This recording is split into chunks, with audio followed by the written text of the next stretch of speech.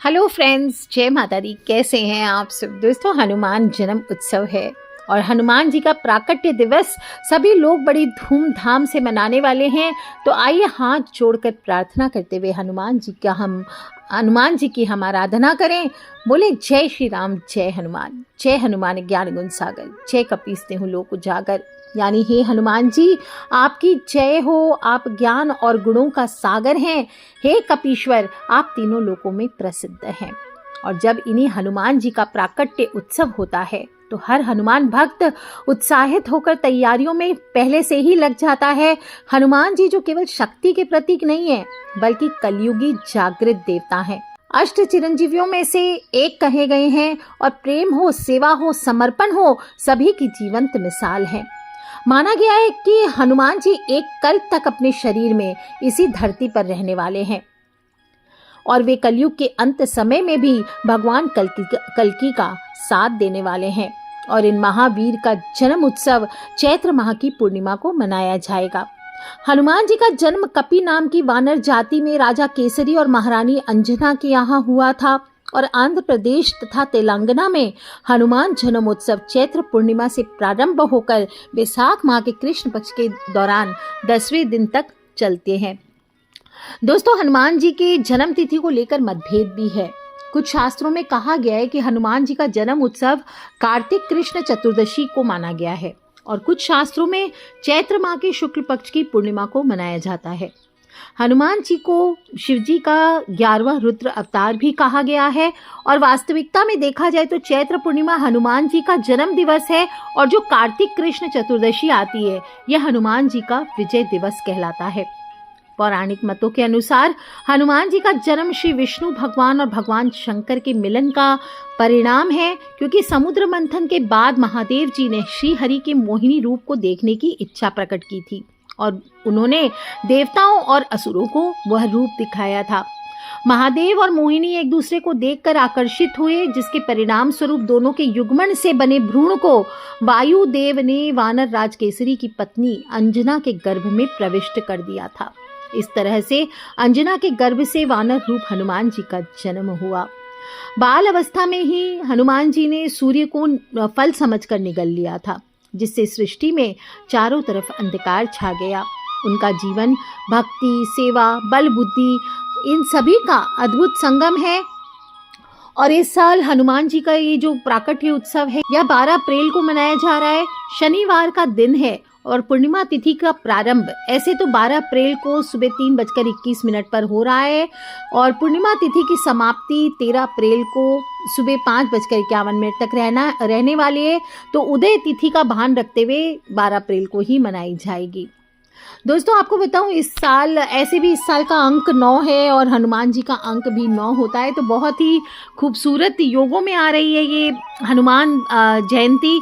और इस दिन आपको हनुमान जी को प्रसन्न करने के लिए छोटे छोटे उपाय करने चाहिए। हनुमान चालीसा का पाठ करना चाहिए। 1 बार, 3 बार, 7 बार, जितनी बार आप इच्छा हो पाठ कर सकते हैं।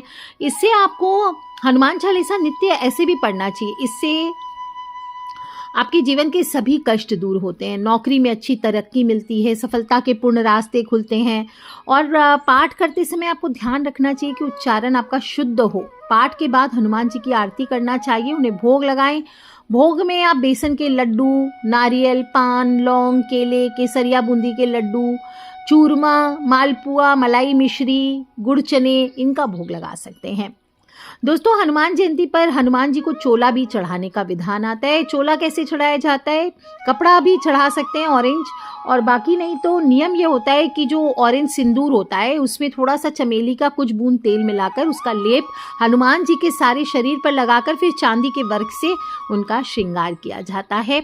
जनेऊ, सोटा, लंगोट, खड़ाऊ, काजल, इत्र, केवड़े का इत्र विशेष होता है हनुमान जी की पूजा में, फूल माला और भोग में नारियल भी चढ़ाया जाता है।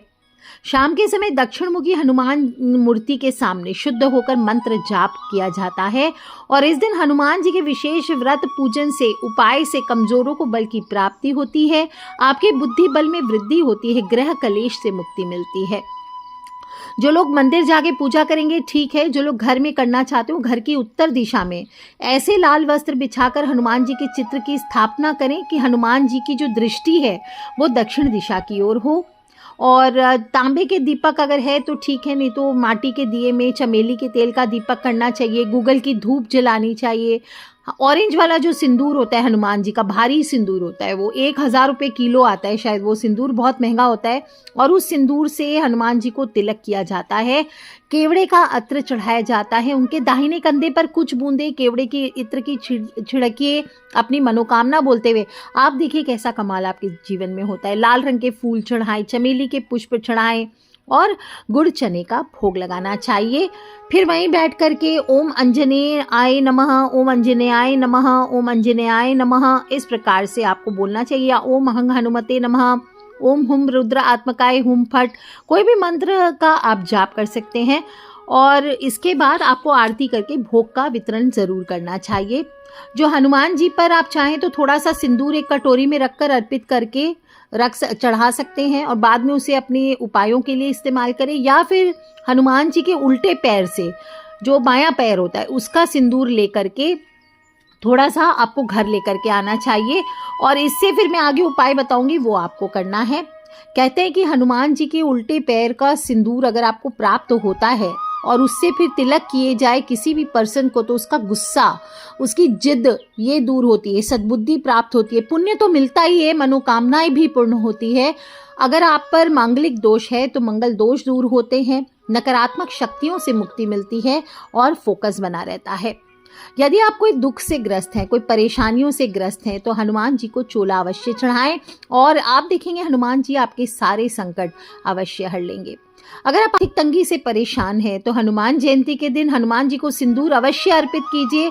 और बहुत ज़्यादा परेशान है तो बजरंग बाण का पाठ इस दिन आप कीजिए। आपके धन संबंधी परेशानियां या अन्य कोई परेशानियां हैं जीवन में, वो भी दूर हो जाने वाली है।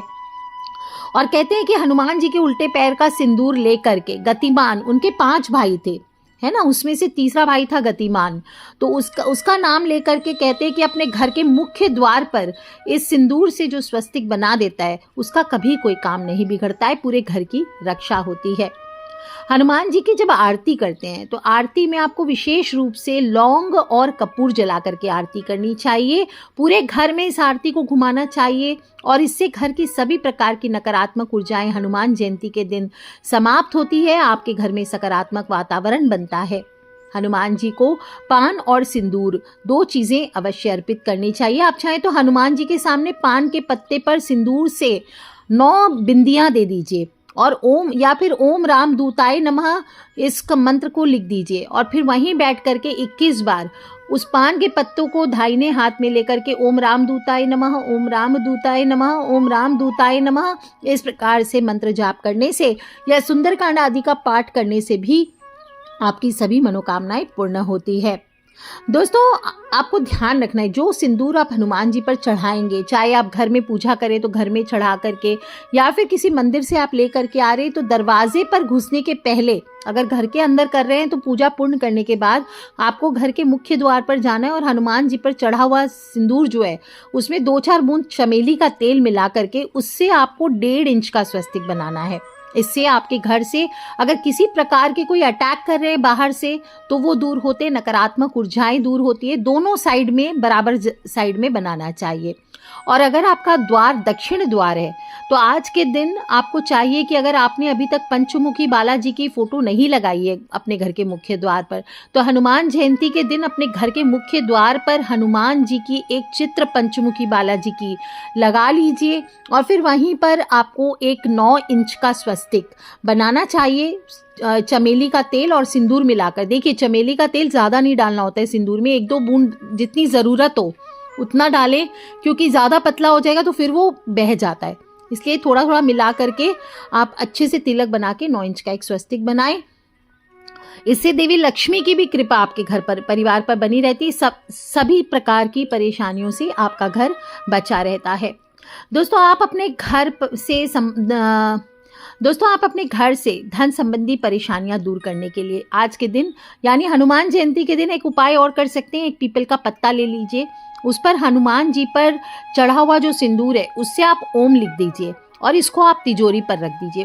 उस दिन आप वहीं पे हनुमान जयंती की रात्रि में हनुमान जी के सामने इसको छोड़ दीजिए और अगले दिन इसको तिजोरी में आप उठाकर रख लीजिए।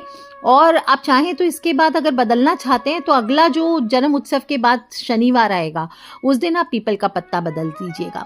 ऐसा कम से कम आप 5 शनिवार कर लेंगे, आप देखेंगे अगर तंगी चल रही है, आपकी आर्थिक तंगी से आपको छुटकारा तुरंत मिल जाता है। अगर आपकी पत्नी बात नहीं मानती है तो वो इस दिन विशेष उपाय होता है। वैसे तो हनुमान जी ब्रह्मचारी हैं, पर आप अगर हनुमान जी के मंदिर से एक चुटकी सिंदूर ले आइए और रात को सोते समय अपनी पत्नी के तकिए के नीचे उस सिंदूर की एक पुड़िया बनाकर रख दीजिए और उसके तकिए के पास 2 कपूर की टिक्की भी रख दीजिए और सुबह होते ही सिंदूर की उस पुड़िया को आप बाहर फेंक दीजिए और कपूर को अपने कमरे में जला दीजिए। इससे आप देखेंगे पति पत्नी के बीच आ रहे मन मुटाव है, कलेश है, किसी प्रकार के लड़ाई झगड़े बहुत ज़्यादा हो रहे हैं तो ये दूर हो जाते हैं। अगर पत्नियां करना चाहें इस उपाय को तो पत्नी भी कर सकती है, तब अपने पति के तकिए के सामने आपको ये रखना है। दोस्तों, आज के दिन यानी हनुमान जयंती के दिन आप बूंदी के लड्डुओं का जब भोग लगाएंगे हनुमान जी को तो आपको 7 लड्डू उसमें से अलग निकाल लेने हैं और इन 7 लड्डू में एक एक लौंग आपको गाड़ देने हैं और फिर इसको आपको हनुमान जी के सामने सारी पूजा होने के बाद किसी कुत्ते को आपको खिला देना है या लाल रंग की कोई गाय हो उसको भी आप खिला सकते हैं। दोस्तों, आज के दिन आपको हनुमान जी को ध्वजा भी चढ़ानी चाहिए। ध्वजा जब चढ़ाएंगे ओम नमो हनुमते रुद्र अवताराय नमः, ओम नमो हनुमते रुद्र अवताराय नमः, इस मंत्र को आप बोलते हुए ध्वजा चढ़ाइए। आपकी नौकरी हो, आपके व्यापार से संबंधित कोई मुश्किलें हो, वो सभी आपके जीवन से दूर होती हैं। और हनुमान जी की पूजा करने से यहाँ तक कि भय, पिशाच, किसी भी भूत पिशाच प्रेत किसी का भय हो, वो ग्रहों के अशुभ प्रभाव हो, सभी से आपको मुक्ति मिलती है और कुछ हद तक पितृदोष भी दूर होते हैं और जीवन में तरक्की प्राप्त होती है। लेकिन आपको कुछ बातों का ध्यान भी रखना चाहिए। जब आप हनुमान जी की पूजा कर रहे हैं तो एक तो बिना स्नान किए आपको हनुमान जी की पूजा नहीं करनी चाहिए। अगर आपने जूठन धोए हैं, आपने बाथरूम गए हैं आप, या किसी प्रकार से पति पत्नी ने संग किया है, तो आपको कभी भी भूल से बिना ब्रह्मचर्य के हनुमान जी की पूजा नहीं करनी चाहिए। और पूजा के दौरान नहा धो करके आपको साफ सुथरे वस्त्र पहनने चाहिए। पुराने बासी गंदे महकते हुए वस्त्र नहीं धारण करें। गहरे नीले रंग के, काले रंग के, ब्राउन कलर के या सफ़ेद कपड़े भी हनुमान जी की पूजा में नहीं पहनने चाहिए। विशेष रूप से केसरिया रंग के कपड़े पहने या लाल पीला आप पहन सकते हैं। हनुमान जी की पूजा जब करते हैं तो आपको नशीली चीज़ों का सेवन नहीं करना चाहिए। कोई भी नशीली चीज़ का सेवन ना करें।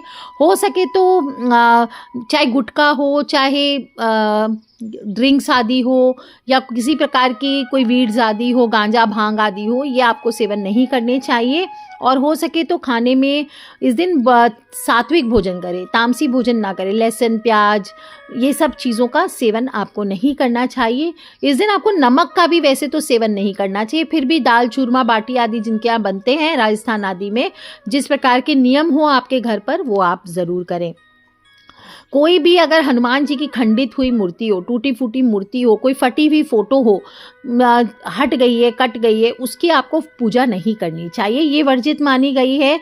अगर इस प्रकार की कोई मूर्ति है खंडित या कुछ भी फोटो फटी आदि है तो उसकी पूजा ना करें, उसका इस दिन आप विसर्जन कर दीजिए। और दूसरा, फोटो आदि जो आप अफोर्ड कर सके, मूर्ति आदि, वो आपको प्राप्त करनी चाहिए। नहीं तो ये आपके भाग्य पर बुरा असर डालते हैं, आपकी पूजा एक्सेप्ट नहीं होती है। एक चीज़ बहुत विशेष रूप से कई बार बता चुकी हूँ, हनुमान जी की पूजा में चरणामृत का प्रयोग नहीं किया जाता। सभी देवी देवताओं के चरणामृत लिया जाता है, लेकिन हनुमान जी की पूजा में कभी भी चरणामृत का प्रयोग नहीं किया जाता है। उनकी पूजा में एक तुलसी और एक चरणामृत, इसका प्रयोग वर्जित बताया गया है। हनुमान जी की पूजा में जहाँ पे भी, जिस भी स्थान पर आप पूजा करेंगे, अगर घर में कर रहे हैं, साफ सफाई का विशेष ध्यान रखना चाहिए। कहीं पर अगर चौकी लगाने वाले हैं तो पहले वहाँ थोड़ी सी गोबर, आप तुलसी के गमले से थोड़ी सी गोबर मट्टी ले लीजिए, उसका चौका आपको देना चाहिए, यानी उससे ज़मीन को लीपना चाहिए। इसके बाद वहाँ पर चौकी लगानी चाहिए। और हनुमान जी की पूजा में जो पुष्प आदि है वो भी आप उनके पसंद के ही पुष्प रखें। चमेली, मोगरा, गुड़हल आदि पुष्पों को आपको अर्पित करना चाहिए। गुलाब अर्पित कीजिए, ये विशेष उनके प्रिय पुष्प होते हैं।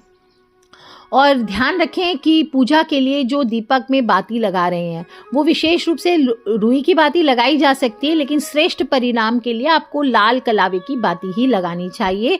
और हनुमान जी की पूजा के दौरान जो दीपक जला रहे हैं उसमें घी आप डाल सकते हैं। अगर घी डाल रहे हैं तो रुई की बाती डालिए, और अगर तेल डाल रहे हैं, चमेली के तेल से आप दीपक जला रहे हैं, तो आपको लाल कलावे की ही बाती यूज़ करनी चाहिए। जो हनुमान जी का तिलक होता है वो महिलाओं को मस्तक पर नहीं लगाना चाहिए, गले पर लगाना चाहिए। यह अपवाद है, कुछ लोग कहते हैं हाँ लगा सकते हैं, कुछ लोग कहते हैं नहीं लगा सकते हैं, पर विशेष रूप से मैंने देखा है कि गले पर ही लगाया जाता है। और उनके चरणों को स्पर्श नहीं करना चाहिए स्त्रियों को, क्योंकि हनुमान जी सभी स्त्रियों को माँ बराबर मानते थे। और स्त्रियों को भी चाहिए, अगर वो हनुमान जी की किसी कारणवश सेवा कर रही है, कोई पुरुष नहीं है उनकी सेवा करने के लिए, तो आप मातृ भाव से यानी हनुमान जी को अपना पुत्र समझते हुए आपको सेवा करनी चाहिए। हनुमान जी बाल ब्रह्मचारी माने गए हैं, इसलिए पूजा में उन माथे पर उनका तिलक नहीं लगाना चाहिए, क्योंकि सिंदूर चढ़ाते हैं, सिंदूर माथे पर लगाना, पति का सिंदूर लगाया जाता है, हनुमान जी का सिंदूर नहीं लगाया जाएगा। और ऐसे भी गले पर जब आप तिलक लगाते हैं तो पता है आपका मंगल दोष शांत होता है, आपको वैवाहिक सुख की प्राप्ति होती है। और गले पर तिलक लगाने से कंठ शांत रहता है, वाणी में मधुरता आती है। साथ ही गले पर तिलक लगाने से ध्यान केंद्रित होता है और मन शांत रहता है।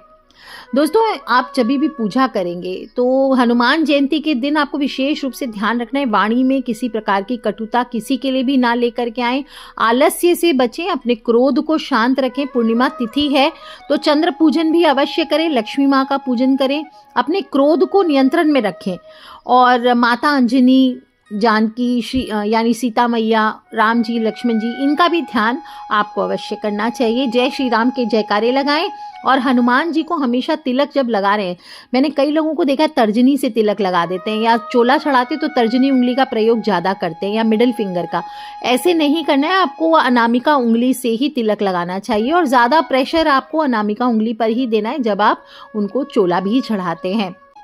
यदि आपके घर में सूतक काल चल रहा है तो भी आपको हनुमान जी की पूजा नहीं करनी चाहिए। हनुमान जी को चढ़ाने वाले हैं, चाहे लंगोट हो, चाहे ध्वजा हो, चाहे जो भी आप चढ़ाना चाहते हैं उसकी तैयारियां शुरू कीजिए। और कौन सा पाठ इस बार करेंगे वो मैं आगे दूसरे वीडियोस में बताऊंगी, 5 विशेष मंत्र बताऊंगी। साथ ही आपको बताऊंगी कि सुंदरकांड पाठ किस विधि से करनी है ताकि आपको सुंदरकांड का पूर्ण फल प्राप्त हो। आज के लिए इतना ही दोस्तों, खिलखिलाते रहे, मुस्कुराते रहे। जय माता दी, जय हनुमान जी लिखते चले, और अपने फ्रेंड्स, फैमिली, मम्मी पापा, भाई बहन, बच्चे सभी लोगों से इस वीडियो को अवश्य शेयर करें। हमें नहीं पता दोस्तों कौन सा उपाय कब किसकी लाइफ बदल दे। और हनुमान जी का सिंदूर अवश्य तैयारी करके रखें उस दिन चढ़ाने के लिए, ये आप सभी से प्रार्थना है। सिंदूर का और विशेष उपाय बताने वाली हूँ, एक गुप्त उपाय बताऊंगी लास्ट में वीडियो में, हनुमान जयंती के दिन बताऊंगी, इसलिए सभी लोग कनेक्टेड रहें, खिलखिलाते रहें, मुस्कुराते रहें। Take care friends, love you all. जय माता दी, बम बम भोलेनाथ की जयकारा, शेरा वाली दा बोल, सांचे दरबार की जय, बजरंग बली की जय।